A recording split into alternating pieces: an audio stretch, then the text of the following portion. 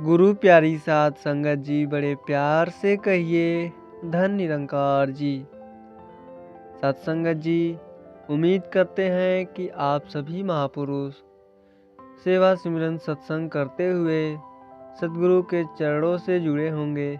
जहाँ भी होंगे खुश होंगे, स्वस्थ और प्रसन्न होंगे। सत्संगत जी, आज के साखी का नाम है भक्ति किसको कहते हैं।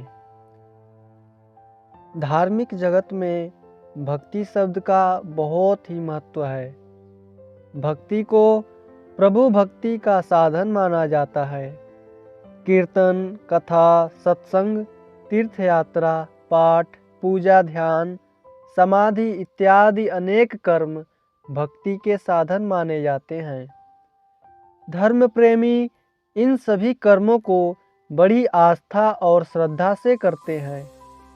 उनका विश्वास है कि ये सभी प्रभु की भक्ति के साधन हैं और ऐसा करने से ईश्वर प्रसन्न होते हैं। इस तरह एक दिन प्रभु की प्राप्ति संभव हो जाती है। सत्संगत जी, इन साधनों द्वारा प्रभु प्राप्ति हो या न हो, परंतु मनुष्य के व्यवहारिक जीवन में सुधार की पूर्ण संभावनाएं हैं। इनसे सत्वगुण अपनाने की प्रेरणा मिलती है और भौतिक जगत में सुंदर ढंग से रहना आ जाता है। बहुत से अवगुणों से भी हम बच जाते हैं।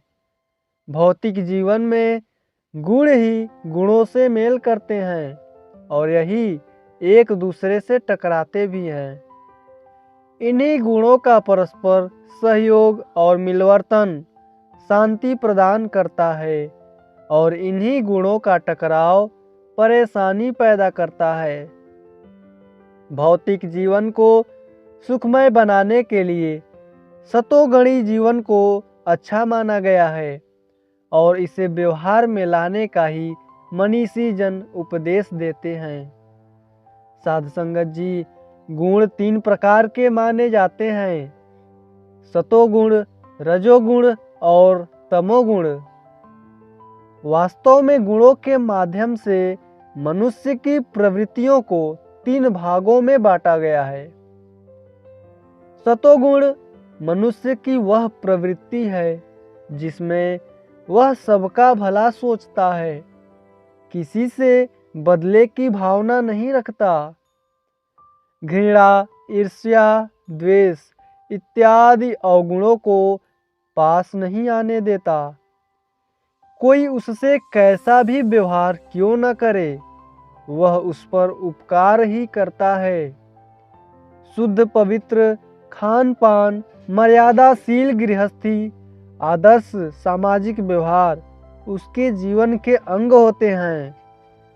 वह हमेशा सकारात्मक विचार रखकर जीवन व्यतीत करता है। सेवा, सत्कार और सद्व्यवहार उसके जीवन के सिद्धांत होते हैं, जिनका वह दृढ़ता से पालन करता है। सतोगुण को अपनाने वाला व्यक्ति वास्तव में ईश्वरीय इच्छा को सर्वोपरि मानकर सहज जीवन व्यतीत करने वाला होता है, परंतु उसके इस जीवन में यह आशंका भी बराबर बनी रहती है कि कहीं वह इस श्रेष्ठता का अहंकार न कर बैठे।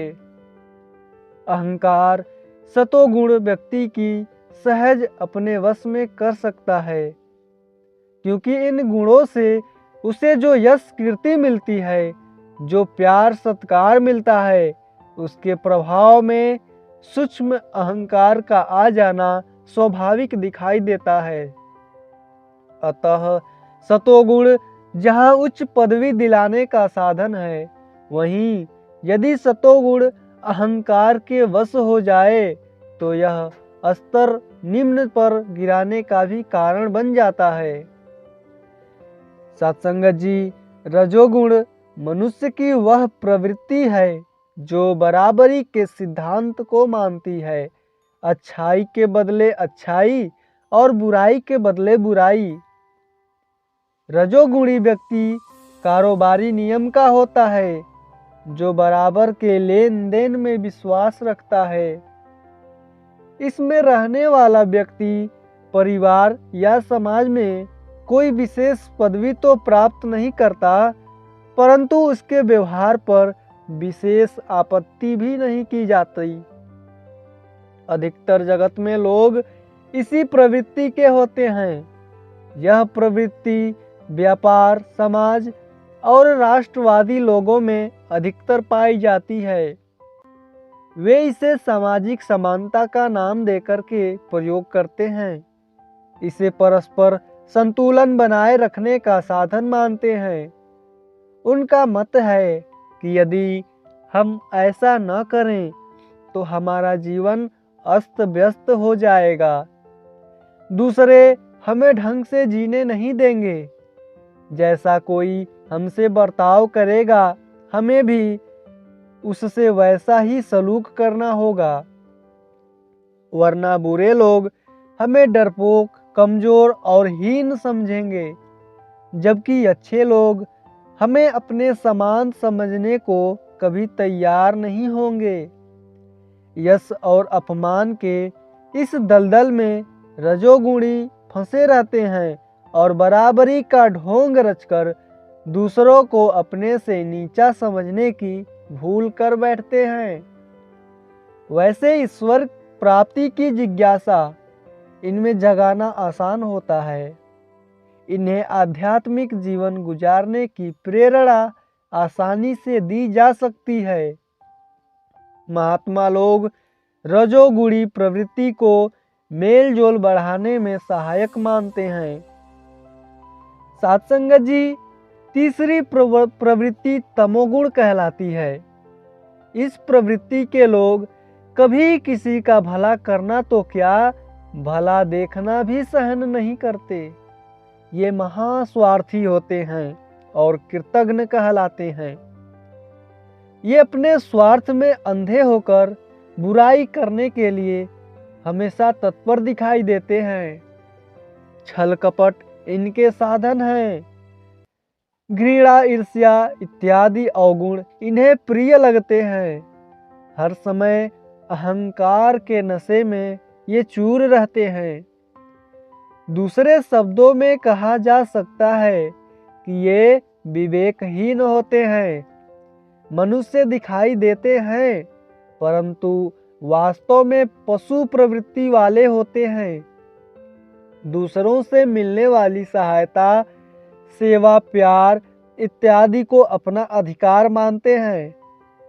उनका उपकार नहीं, परंतु यह जरूर है कि तमोगुणी लोगों का यदि कोई महात्मा थोड़ा विवेक जगा दे तो ये झट ही अपने आप को उसके चरणों में समर्पण करने के लिए तैयार हो जाते हैं। इन्हें अपने झूठे अभिमान का बोध हो जाने पर ये प्रायश्चित करने का ध्यान आ जाता है। इनकी अंतर आत्मा इन्हें इस विषय में सदा सजग रखती है कि वे जो कुछ कर रहे हैं वह पाप है। अपने पापी जीवन को सुधारने की जिज्ञासा इनमें प्रबल होती है।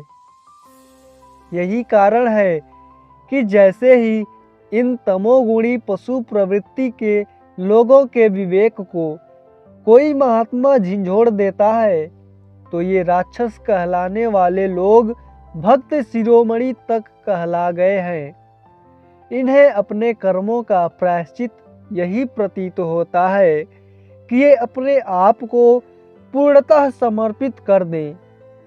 सतोगुण का अहंकार ब्रह्मवेत्ता महात्माओं के चरणों पर झुकने में लज्जा अनुभव करता है, जबकि तमोगुणी लोगों का शक्ति का झूठा अभिमान संत महापुरुषों के आगे क्षण भर में चकनाचूर हो जाता है।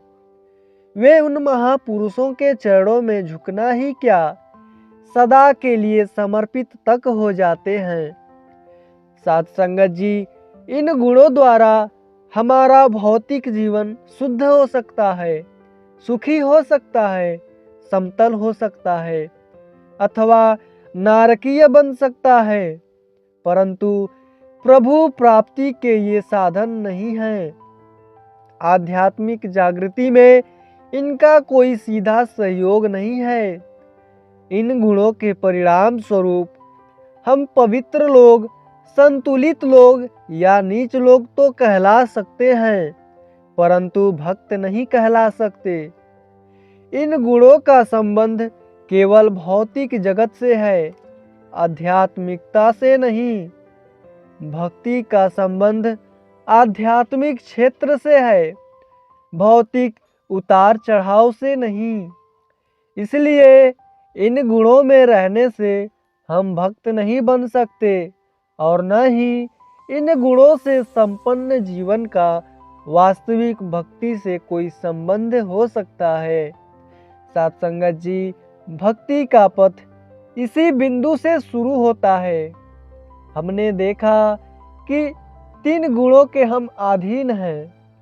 ये गुण भी जंजीरें हैं। सतोगुण सोने की जंजीर के समान, रजोगुण चांदी के जंजीर के समान और तमोगुण लोहे के जंजीर के समान है। जंजीर कोई भी क्यों न हो, जंजीर तो जंजीर ही है और जंजीर नाम है बंधन का। किसी भी प्रकार के बंधन में रह कर के भक्ति के परम लक्ष्य पर पहुंचना कदापि संभव नहीं है। सत्संगत जी, इन तीनों गुणों से ही यह समस्त माया का प्रपंच हमें अच्छा बुरा जान पड़ता है। माया के समस्त बंधन इन तीनों गुणों के कारण ही हैं। इन गुणों को त्याग कर देखना भक्ति है। जब हम इन गुणों से मुक्त होने के लिए प्रयास करते हैं, जैसे जैसे हमारे प्रयास तीव्र से तीव्रतर होने लगते हैं, वैसे वैसे इन गुणों से मुक्त होने की हमारी उत्कंठा भी प्रबल होने लगती है।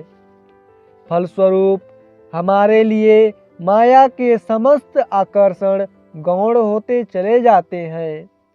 हमारा अंतर जो माया से परे है, उसे जानने व देखने के लिए आतुर हो जाता है। हमारी यह आतुरता ही भक्ति का रूप धारण करती जाती है। जिस क्षण हम माया से परे होकर एक दृष्टा के रूप में इस माया के सृष्टा को देख लेते हैं, तो एकाएक हमारे अंदर भक्ति का झरना बहने लगता है। यह माया हमारे लिए गौण हो जाती है। इस माया के आकर्षण भी गौण हो जाते हैं। हमारे अंदर के गुण अवगुण लुप्त हो जाते हैं। हमारे समस्त बंधन कट जाते हैं। हमारे लिए पाप पुण्य, अच्छाई बुराई आदि द्वंद्वों का लोप हो जाता है। हम हर तरफ कण कण में मात्र इस ब्रह्मांड के सृष्टा को ही देखते हैं। जो व्यक्ति त्रिगुणी माया से ऊपर उठकर त्रिगुणातीत होकर इस माया के सृष्टा का दर्शन पा लेता है, वह आत्म विभोर व्यक्ति कृतज्ञ भाव से भर जाता है, शुक्राने में आ जाता है। उसके सभी गिलवे शिकवे समाप्त हो जाते हैं। यही भक्ति की स्थिति है। ऐसे भक्त के लिए केवल यह दातार प्रभु ही सब कुछ होता है। वह जो कुछ करता है केवल दातार प्रभु की रजा के लिए ही करता है। वह लोक हित में निरंतर कर्म करता हुआ अपने इष्ट दातार प्रभु में स्थित रहता है। भक्ति अपने इष्ट के प्रति समर्पण का नाम है। इसमें न कोई शर्त होती है और न ही बदला। भक्ति में प्रेम का भाव होता है। जिस प्रकार प्रेम केवल देने का नाम है, कुछ लेने का नाम नहीं, इसी प्रकार भक्ति भगवान की इच्छा पर बलिहार होने का नाम है, प्रभु से कुछ पाने की इच्छा नहीं। कृतज्ञता की अभिव्यक्ति ही तो भक्ति है। साथ संगत जी, एक प्रश्न हमें स्वयं ही उठता है कि प्यार करने के लिए, न्यौछावर होने के लिए कोई तो सामने हो। लक्ष्य के बिना तीर नहीं चलाया जाना चाहिए। भगवान के बिना भक्ति का क्या प्रयोजन। यश, कीर्तन, सत्संग आदि भी बिना इष्ट के साक्षात्कार के खाली हवा में तलवार चलाने वाली बात है। क्योंकि जिसका यश गा रहे हैं, जिसकी आराधना करनी है, वह तो कोई है नहीं, या है तो हमें पता नहीं। इसीलिए भक्त को पहले भगवान का ज्ञान होना अत्यंत आवश्यक है, ताकि वह प्रभु को अपना आप समर्पित कर सके, प्रभु के विद्या अनुसार जीवन जी सके, उसे निहार करके मस्त हो सके। इसीलिए भक्ति की पहली शर्त यह है कि भगवान का ज्ञान हो, इसकी पहचान हो। भगवान का ज्ञान हमें तब ही हो सकता है जब हम गुणों से ऊपर उठकर इस भगवान को जाने। गुणों के अधीन रहकर हम कभी भी प्रभु की ज्ञान अर्थात ब्रह्म ज्ञान तक नहीं पहुंच सकते हैं, क्योंकि प्रभु तो गुणातीत है। यह एक आम धारणा है कि भक्ति भगवान को जानने के लिए की जाती है, लेकिन तत्वदर्शियों का निश्चित मत है कि प्रभु ज्ञान भक्ति की पहली सीढ़ी है, अंतिम नहीं। भगवान को जानने बिना सही अर्थों में भक्ति संभव ही नहीं। वह जिज्ञासा मात्र है। भगवान को जानकर इसकी अनंत कृपा के प्रति कृतज्ञता भक्ति है। सत्संग जी, ज्ञान के बाद वे सभी कर्म भक्ति की श्रेणी में आ जाते हैं, जिन्हें हम जाने अनजाने में केवल एक रिवाज समझकर पहले करते रहते हैं, या जिनसे अपने जिज्ञासा को चरम सीमा तक ले जाने में सहायता लेते रहे हैं। जप, पाठ, पूजा आदि कर्म ज्ञान के बाद सार्थक होकर भक्ति की पूर्ति के साधन बन जाते हैं। इनसे इष्ट के प्रति विश्वास में दृढ़ता आती है और हम सही अर्थों में भक्ति कर रहे होते हैं। गुणातीत प्रभु की शरण लेकर हमारे गुण भी सार्थक हो जाते हैं। इनके द्वारा की गई क्रियाएं भक्ति की अंग बन जाती हैं। भक्ति के फल स्वरूप सकारात्मक चिंतन स्वतः उभरता है। स्वतः ही मनुष्य सद्कर्मों को अपनाता है, लेकिन भक्ति में सात्विक रहने का अहंकार नहीं हो सकता। बदले की भावना नहीं जाग सकती। बुरा करने की इच्छा नहीं हो सकती, क्योंकि भक्त अपने आप को तो खो ही देता है। उसका अस्तित्व अपने प्रभु में लीन रहता है। फिर अच्छे बुरे गुणों का प्रयोग उसको किसके लिए करना है। गुणातीत प्रभु के साथ वह भी गुणातीत हो जाता है। न किसी का मित्र, न शत्रु, बल्कि विश्व के कण कण में व्याप्त अपने इष्ट को देखकर वह सभी से प्यार करता है, सबकी भगवत भाव से सेवा करता है और सबके लिए जीता है। साध संगत जी, बड़े प्यार से कहिए, धन्य निरंकार जी।